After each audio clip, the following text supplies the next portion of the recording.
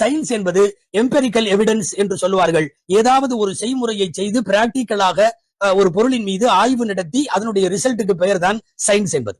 பிராக்டிக்கல்ல அது ஏதாவது ஒரு மருந்து கண்டுபிடிப்பதானாலும் ஒரு எலிக்கோ பூனைக்கோ மருந்தை கொடுத்து அது சோதனை செய்து பரிசோதனைக்கு பின்னால் வெற்றி கண்டு இந்த நோய்க்கு இந்த மருந்து என்று வெளிப்படுத்துவதை பார்க்கிறோம் அல்லவா.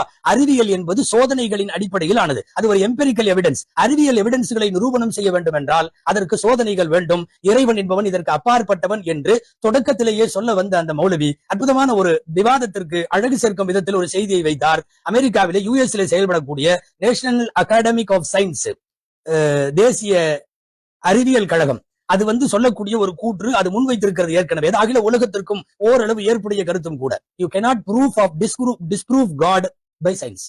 அறிவியலால் கடவுள் உண்டு என்பதையோ இல்லை என்பதையோ நிரூபிக்க முடியாது என்று இந்த அறிவியல் கழகமே ஒத்துக்கொண்டு விட்ட காரணத்தால் அறிவியல் நம் விவாதத்தில் வரக்கூடாது.